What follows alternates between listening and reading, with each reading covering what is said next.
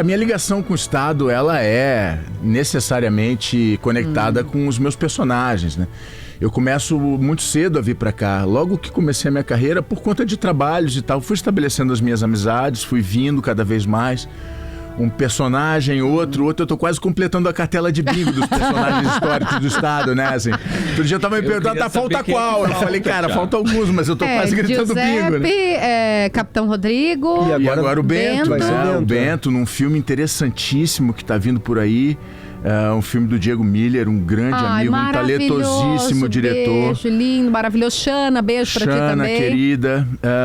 E a verdade é que o filme é muito interessante, um filme extremamente importante, um filme urgente, o Porongos, que retrata um momento da nossa história, um momento sobre o qual a gente não precisa ter medo, não devia ter medo de se debruçar. A gente precisa ter coragem de encarar a história, né?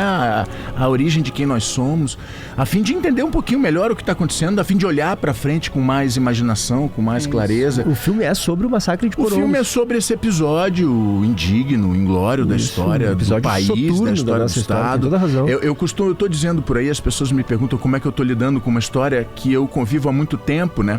E a verdade é que uma guerra não se faz apenas de atos heróicos. Uma guerra também é constituída de atos indignos. E a gente não devia ter medo de olhar sobre essa sombra, né? É uma chaga importante, voltar a esse tema, é uma espécie de reparação importante. Deixa eu dizer pro Thiago que o Gabriel, ele tá em São Paulo. Bota lá na live, tá lá, ó. Então, se você ouvir uma voz de Deus, não é o Potter que nos deixou e foi ficar rico fora, tá? O Potter ele tá se metendo com uma galera aí que eu tô... ele tá. Aí a gente trouxe o Gabriel, só que o Gabriel fala ao vivo parte de São Paulo. Então, se tu ouvir a voz de Deus aqui, é o Gabriel Weiner que tá repete, Gabriel, o que tu disse? Um abraço pro Gabriel, um abraço pro Potter também, meu irmão. Um grande abraço. Bom dia, Thiago. Não, ele estava falando da importância da gente revisitar esses episódios, por mais dolorosos que sejam, até pra gente não repeti-los também, né, Thiago? Exato. É um filme importante, uma reparação importante, uma reflexão muito urgente a respeito de uma questão, um evento importante da nossa história. Então, o filme é essencial, Porongos. Os guris estão se conectando com eventuais apoiadores. O filme precisa de apoio para ser concluído. Faltam algumas cenas e eu acho que toda a sociedade, todo o setor empresarial, todo o setor econômico do Estado devia olhar essa história com atenção, porque além de ser um filme urgente e importante, tá se desenhando um filmaço, um grande filme. Eu tô muito curioso. Eu fico curiosíssimo também, Thiago, porque, claro, eu vou voltar porque quero que tu fale ainda sobre a tua relação com a cultura gaúcha, porque eu queria que tu explicasse um pouquinho melhor como é que tu te apaixonou por isso. Mas sobre voltando ao tema, acabei desvirtuando. Mas é que Porongos um episódio tão... E os personagens foram me levando, a gente chegou no Bento e aí foi quase... Mas não tem problema, porque eu fico muito curioso pra saber como é que o Bento é retratado num filme que fala sobre o massacre de Porongos. Porque o Bento sempre foi, como tu estava dizendo, muito mitificado, né? Aqui nas construções, inclusive culturais, que a gente tem sobre a Revolução Farroupilha e tal. E o Bento era uma figura bastante controversa, né? Sim, exato. O General Neto, por exemplo, era um abolicionista, o Bento não era, né, Thiago? Então como é que ele é visto nesse caso aqui, nesse episódio do Massacre de Porongos? Pois é, por exemplo, isso é uma questão importante, né, da gente tratar. A gente não pode esquecer que a história é também uma grande construção, uma fabulação mesmo, né?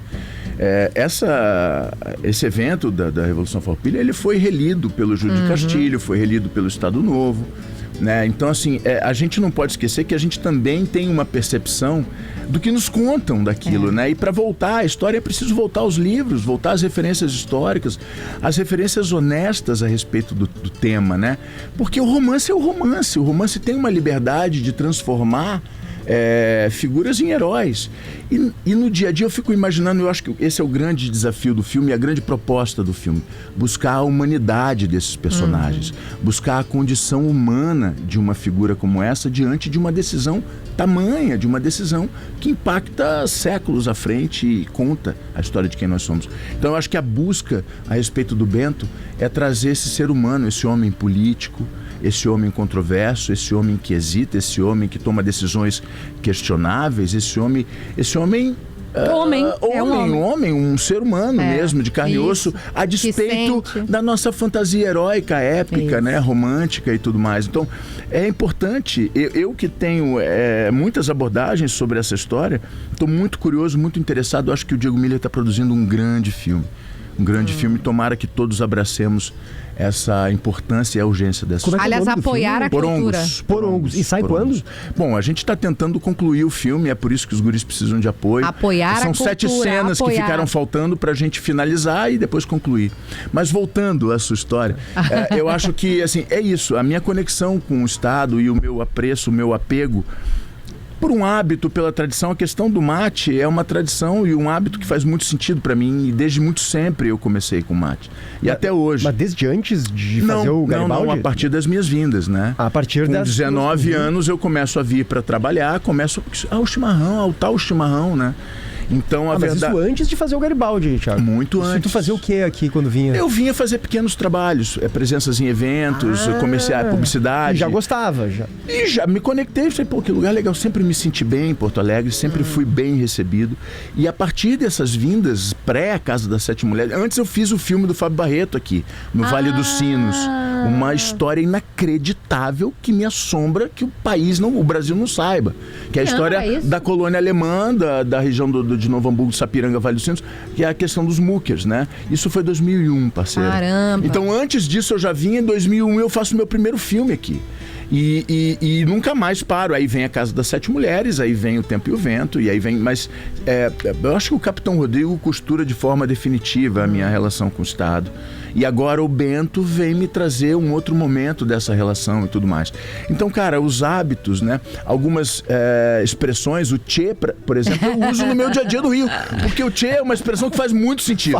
O bar, pra mim, é difícil. O bar tu ainda não... O bar pra mim não faz sentido. Eu nunca comprei o bar. Entendeu muito bem. O meu ouvido nunca aceitou muito o bar. Agora o tchê, pra mim faz muito sentido. Então, tchê, bom dia e tal. E não é que ele tem... o mercado público tem a erva mate, que é a feita porque o Thiago escolhia ali, o dono da banca, como que é o nome? Sim, a banca 33 é a minha exato. banca dos meus amigos ali, o Adãozinho que fica à frente, o Gilmar e tal. E a verdade é que é isso, logo no início das minhas vindas, eu comecei a frequentar o mercado, que é um lugar imperdível em Porto Alegre, que eu amo. A gente adora. E, enfim, passou por, como a cidade, mas passou por tudo isso recente, então eu já tive lá algumas vezes depois dessa tragédia e tudo. Mas aí eu comecei na verdade, é uma mistura que eles fazem e que eu apoiei e tudo, então o Adão brincou, vou vender como a erva do capitão, pode ir, segue. Ele vende como a erva do Thiago Lacerda. É do Thiago? Bom, acho que no final das contas a galera entende. Mas eu brinco, né? A erva do Thiago Lacerda, ela existe. Mas tu tem fazenda aqui no eu não tenho uma estância, eu arrendo um campo. Em Bagé, Thiago. Uma história em Bagé, uma história muito bonita, assim, que aconteceu, um encontro que há muito tempo eu vinha buscando. Cheguei num lugar especial, me envolvi com pessoas especiais, consegui propor um plano de trabalho e há 13 anos eu tô lá desde a época do filme, né? O filme também me trouxe essa oportunidade de vir para cá também de uma outra forma. Eu procuro, sempre me interessei pela produção do setor primário e procuro nesses anos todos provocar uma reflexão a respeito de fazer um pouco melhor, de fazer de uma forma mais interessante, uma forma mais responsável em muitos aspectos. E lá tu anda a cavalo, tu cria ali o... Encilhado no galpão, a hora que... E a resposta é maravilhosa, que é Não, estamos a campo, né? Aquela camperiada imperdível. Ele não tá acreditando. Eu falei, hoje de manhã ele falou assim... Eu falei, cara, olha o Instagram do Thiago. Ele tá de poncho, de ruana, de boina, com chimarrão na mão. Da outra vez, que hoje ele veio corrido. Ele fez o chimarrão aqui. Ele fez, lembra? Fez o mate aqui. Fiz o mate. Aliás, é o melhor mate do Rio de Janeiro ou a Uruguaiana. Eu falo isso pros meus amigos em Bagé, assim, o pessoal só falta pular em mim no pescoço. Não, e é isso. Uma brincadeira que eu adoro. É real oficial, não é que é pra aparecer nisso aqui. Não, é dele, é genuíno. Eu de fato, assim, eu gosto do estilo de vida do campo, sempre gostei, é uma história que passa pela minha origem. Eu sou carioca, mas a minha família é de origem mineira, então eu convivi muito no interior do Brasil, eu tenho muita memória afetiva desse lugar, do trabalho do campo, do trabalhador do campo. Eu sempre me interessei por isso. E construí ao longo desses anos de carreira uma chance de seguir com um plano, inclusive em paralelo ao meu ofício, não só como uma opção de negócio e como uma alternativa de vida, mas o exercício de um estilo que eu me conecto, que eu acredito, e colocar a cabeça para pensar em outras coisas também, sabe? redirecionar o foco às vezes, dar uma respirada, fazer outras coisas. E de uma certa maneira é uma forma de me manter conectado com esse lugar tão especial para mim, que me alimenta de mitologia. Eu adoro a mitologia desse lugar, das histórias que a gente tem da Constituição da Fronteira. Então é um lugar que, na verdade, meio que faz todo sentido, né? Assim, essa relação de estar aqui, de trabalhar aqui, de vir para cá, de ter os amigos, de ter os hábitos que acabam me convocando, né? O chimarrão é um hábito que me convoca também, então é um pouco de tudo isso. No Rio te acompanha também. Então, eu brinco com o Adão, né? 42 graus e ele tá lá todo dia. Não, até sim, mas eu ligo o ar-condicionado, né? Porque esse defeito eu tenho. Talvez seja isso que me falta. Mate no sol não dá. Mate no sol mate no sol não, eu busco uma sombra nós pra vamos matear. pra Cidreira, 45 graus, a gente tá com mate. Eu sei, me impressiona esse troço, eu não consigo acreditar. Thiago é sensacional, cara. Não, o Thiago Gabriel, fica à vontade aí, Gabriel, porque a gente se empolga aqui e não te deixa falar, vai, se quiser perguntar. Não. Pra gente seguir aí no gauchismo, Thiago, todos esses papéis, né, o Garibaldi, o Rodrigo, o Bento, tem essa costura entre idealismo, história, coragem, tragédia, controvérsia. Tu acha que existe um arquétipo gaúcho, assim, que se repete nessas figuras históricas? Dá pra gente definir isso? Olha, eu acho que o arquétipo gaúcho talvez dê pra gente debater, assim. Eu acho que ele essa ideia é constituída por uma série de coisas, principalmente pela obra do Érico. Eu acho que o Tempo e o Vento dá também um caráter épico para esses personagens, né? Mas a verdade é que a história do Estado é constituída de personagens com esse caráter, pela própria circunstância, né? A formação, a origem do Estado lá, o acontecimento das missões, as guerras de fronteira. Então é prato cheio para produção de mitologia. Claro. Aliás, eu acho que a gente devia produzir mais histórias a respeito da gente, né? E, cara, o cinema tá aí para contar, o streaming tá aí para contar, talento de sobra a gente tem. Aqui tem diretores, técnicos, atores, atrizes, acho que material humano, a gente tem história, a gente tem. O que falta é talvez as pessoas se conscientizarem um pouco mais na direção de apoiar os movimentos artísticos. Não, eu queria falar de um momento que aconteceu aqui e que conversa um pouco com isso que tu tá dizendo. Foi ontem ou foi anteontem aquela exibição lá no Simões Lopes Neto do... Foi anteontem. Ontem a gente fez em Canoas, foi bonito. Cara, e foi uma catarse, né, de apresentação de O Tempo e o Vento. O Jaime tava também. Ele ficou tão emocionado que ele já lançou... O Jaime O Jaime já lançou e a imprensa tratou de sacramentar, porque agora a gente não tem escolha. Ontem publicaram que a gente vai fazer. Não, ele era pra ser um evento, só que foi com uma orquestra PG ao vivo. Foi lindo. Então lindo. A trilha sonora... Cara, é de arrepiar, né? Não, lindo. A trilha é lindíssima, né? E essa experiência de assistir o filme numa tela grande, com uma orquestra, com um coro no palco, foi um negócio arrepiante, assim. Eu fiquei muito comovido. Me emocionei de novo com alguns momentos do filme, como sempre acontece, mas foi bonito ver as pessoas reagindo, a graça do filme, a leveza do filme e a emoção do filme, né? De olhar para o lado e ver a plateia realmente envolvida com aquela experiência. Foi uma experiência que rolou lá no Eva Sofer, assim, foi lindo. Eu tava falando com a equipe, até eu peguei o nome do maestro aqui para não esquecer, Alexandre Guerra. Que faz esse movimento de ter a orquestra enquanto apresentação. O Alexandre é o compositor das músicas. O Alexandre compôs uma trilha lindíssima pro filme. E aquela experiência de anteontem, ela traz essa percepção de uma outra forma mais potente, né? Assim, mais no corpo. Incrível.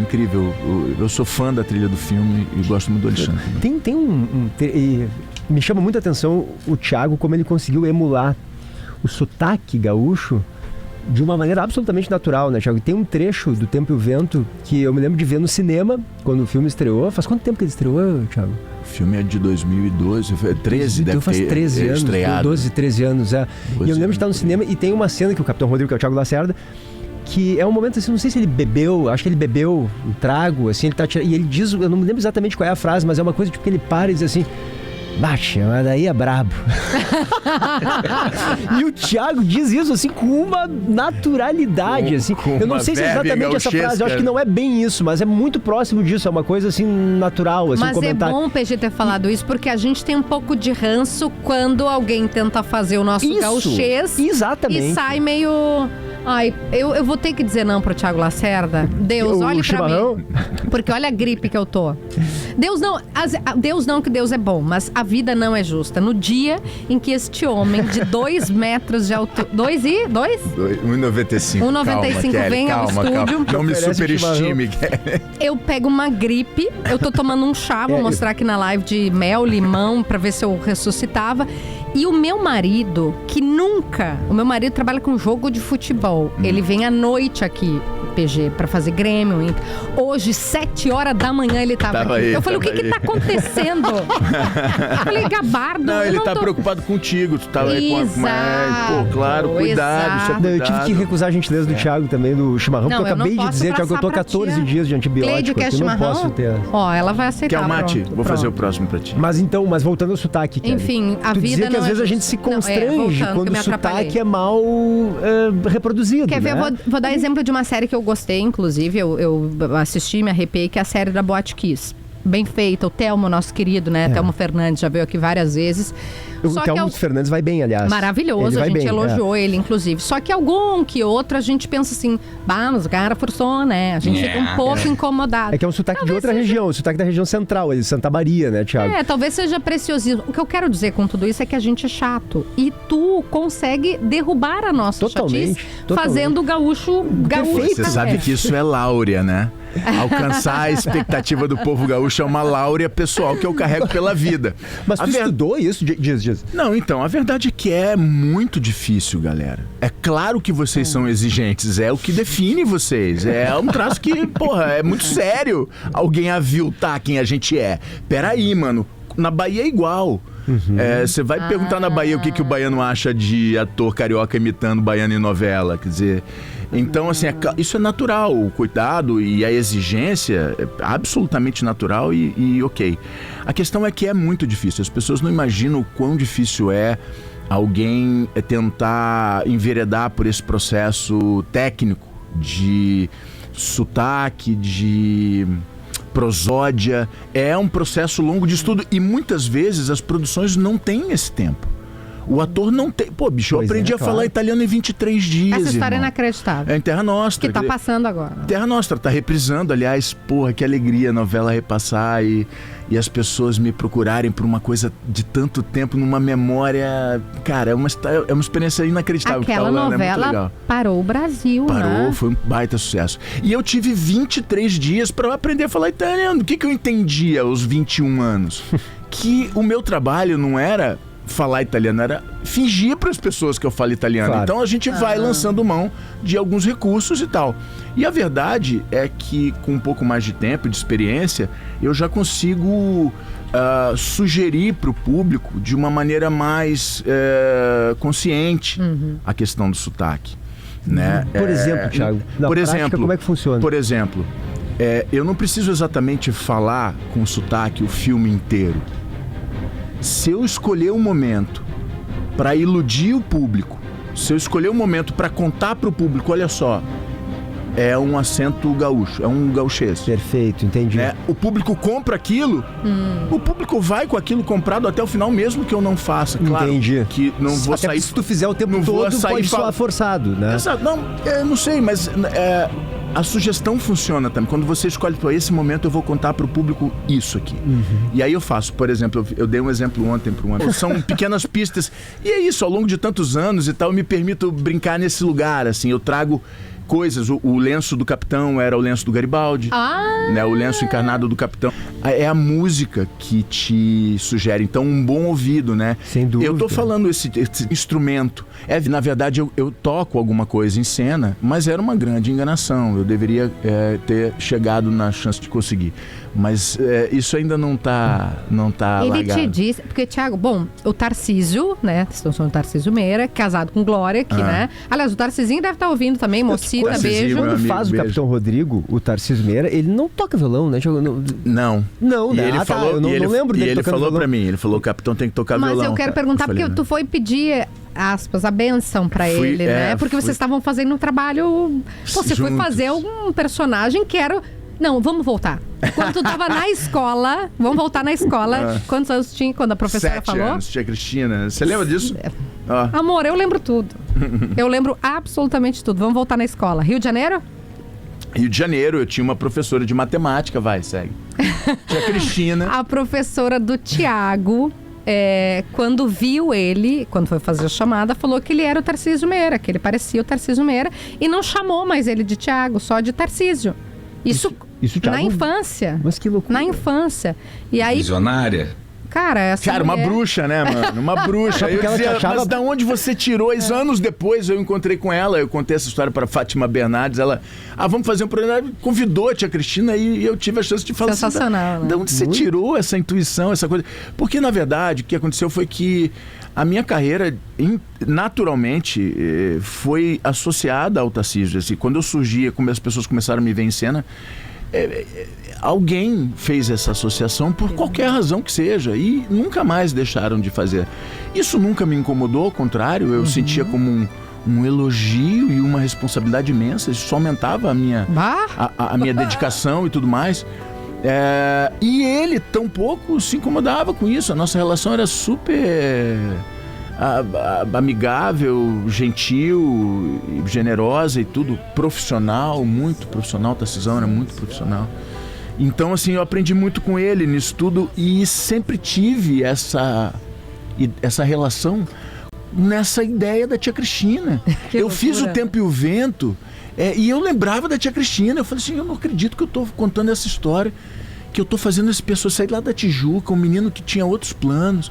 E eu estou contando essa história, um personagem que é tão significativo, tão simbólico, tão conectado com esse cara que faz parte da minha vida de um jeito muito antes de tudo. Cara, é uma grande mágica, assim. Sensacional. É muito bonita a minha relação com o Tarcísio.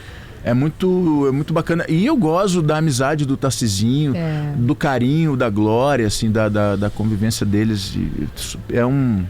É um grande presente da minha vida. E a tia Cristina foi um arauto, uma espécie de oráculo, assim, premonitória, muito doido como a vida Ela anteviu isso, né? Numa... Professor, né? Ô, Professor Thiago, merece isso. A gente tava falando agora das expressões, do sotaque, né? A Nazaré Marcolino comentou aqui no chat, assim, ó. Me frita uma linguiça, minha prenda. Por exemplo, essa é outra Até frase. hoje usamos essa expressão na minha casa, ela falou. É uma expressão eriquiana, não é minha. Esse é o Érico, é o mérito pro Érico, incrível. Essa é outra expressão. Me frita uma linguiça? Claro, entendi. Essa tu consegue botar o Mas, sotaque. Existem uns fonemas que te ajudam e no estudo do texto você vai reconhecendo essas pistas e vai sugerindo pra galera. O resto vai, né? Não é maravilhoso? Me frita uma linguiça, Eu só minha prenda, falarei que já assim. volto. Essa é a frase. Sensacional. Me frita uma linguiça que já volto. Tem uma coisa que me chamou a atenção, o Thiago. Cara, eu queria pedir pro Thiago fazer pro PG essa frase. Tu faz? O quê? Me frita uma linguiça PG. Faz pra ele? ser, Tá, claro. vamos lá. 10h42. Me frita uma linguiça, minha prenda, que já volto. Mas com todo prazer eu te frito uma linguiça. Mas deixa pra mim. Que galhofa, né? Não presta, né, cara? Como é que você atura essa moça? Sabe que antes de eu entrar na Zero Hora, eu trabalhei, Thiago, na OSPA, né, como assessor de imprensa há muitos anos. Eu era menino, assim, tinha 22, 21 anos, eu acho. E o Thiago Lacerda veio pra cá uma vez com o Isaac Karabchevsky, você que era o lembrou diretor disso. artístico, exatamente, Thiago. E eu era o assessor de imprensa da OSPA. E eu era assessor de imprensa da OSPA, eu já estava no segundo caderno, entrevistei o Thiago Lacerda, agora me perdi um pouco. Tá, eu acho tá que eu ainda bem. era assessor de imprensa da OSPA. E então o Thiago se apresenta com o Isaac Karabchevsky, e eu acho que tu... Era uma peça do Mendelssohn. Era uma peça do Mendelssohn. Mano, pelo amor de Deus, um dia toca o meu telefone, eu já tinha um trabalho com Shakespeare, já Aí que eu iniciado ia em chegar. 2012, na mesma altura do Tempo e o Vento. Olha só olha só que privilégio, né? O ano de 2012, eu tava ensaiando Hamlet e filmando o Capitão Rodrigo. Caramba. Isso. Então quando tu vieste aqui com o Isaac, tu já... É em 2012? Não, o Isaac... Então eu já tava na Zero Hora. Não, mas é que eu já tinha feito o Hamlet.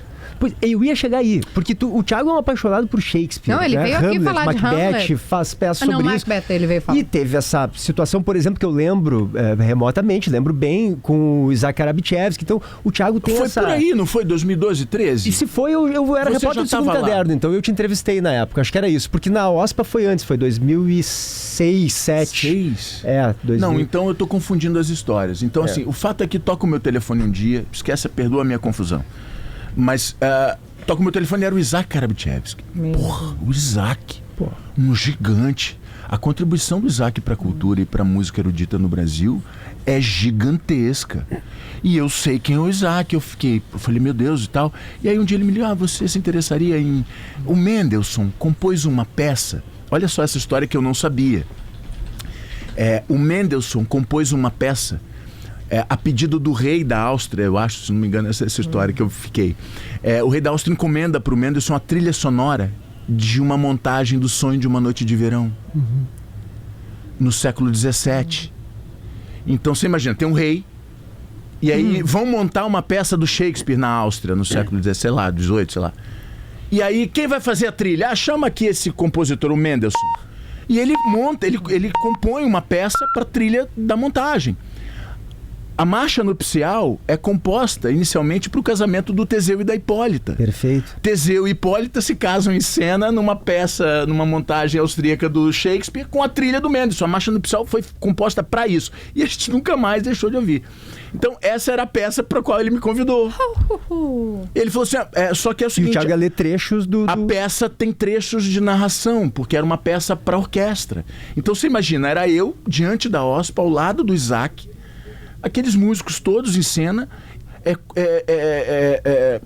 apresentando a peça do Mendelssohn com momentos de narração feitos por mim. A peça contém narração sobre a fábula. Então, além da peça em si, a peça composta é exibida, executada por aí, e tem esse momento da narração. E eu fiz algumas vezes com ele. Foi uma experiência indescritível. Imagina estar na frente de 90, 120 músicos. E a OSPA é o teu corpo atravessado por aquela energia, né? Por aquela vibração. Uma parede de som. E você falando Shakespeare, contando a fábula para aquelas pessoas ao lado do Isaac. Ainda bem que ele não toca violão, né? Ainda bem que ele não toca violão. Não tenho a menor... Mas era... Pera. Fã Vem de cá. Shakespeare. Deve ter chulé. Não, eu nem vou falar. Eu tenho 10h46, eu tenho que fazer o intervalo. Tu fica aqui, Thiago. Não, eu queria chegar aqui onde a gente estava, depois eu faço a pergunta. Faz a pergunta, faz o João Kleber, Não, logo que eu ia depois do fazer era intervalo. justamente isso, Thiago. E aí, depois do intervalo, o Thiago responde. O Thiago tem uma relação profunda com a cultura mais erudita também, com a cultura mais intelectualizada. Ele é muito fã de Shakespeare, conhece tudo de Shakespeare. Teve esse episódio que eu lembrei aqui com o Karabchevsky, enfim, ele consome música erudita, inclusive. E eu queria entender pro Thiago como é que é fazer também cultura muito popular, né? Nas novelas, por exemplo, se teve algum momento que o Thiago pensou assim, pô, mas acho que não é isso aqui que eu queria fazer uma coisa mais refinada. Depois tu diz. Não responde agora, é logo depois do intervalo comercial. Olha, eu sempre compreendi o veículo pro qual eu trabalhei muitos anos. A verdade é que o lugar do ator é contando história. O ator precisa contar história onde quer que seja, em qualquer veículo que seja. O que me interessa são todas as maneiras de acessar o público. Resposta. Lindo. Respondeu, né? Agora, Quer que eu repita a pergunta que eu fiz? Paulo Germán, agora a gente tá dando tchau. Eu, o PG, dá tchau. E Beijo, Gabriel. tchau, Gabriel. Porque nós vamos encerrar este programa com a leitura de Érico Veríssimo, ao vivo, feita pelo nosso capitão Rodrigo. Agora.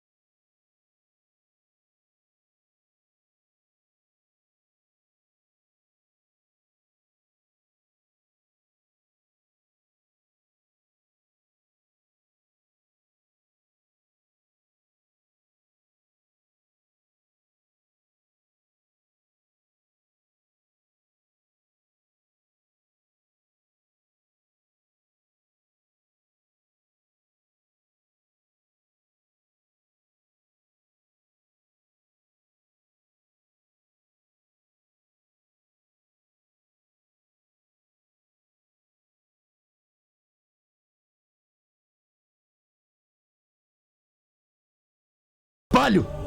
Nos pequenos dou de prancha, nos grandes dou detalhe. Maravilhoso! Que barbaridade.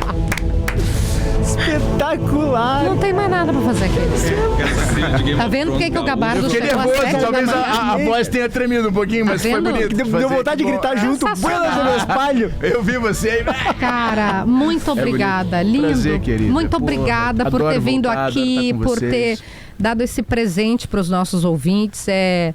Te assistir é um privilégio, mas te ter no convívio, te ter aqui entre nós, né? Trocar ideia, poder ouvir uma poesia é uma honra. Muito obrigada. É um prazer imenso. Eu adorei o convite. Tô sempre por aqui, sempre que quiser, eu sempre volto. Obrigado, Thiago. Bom demais. Bom, beijo Gente, a todos, beijo a todos. Bom dia, bom final de semana. 10h55, tchau Gabriel, tchau PG, voltamos Tchau, gente. na segunda-feira, se Bom não fim de infartar até lá. Tchau!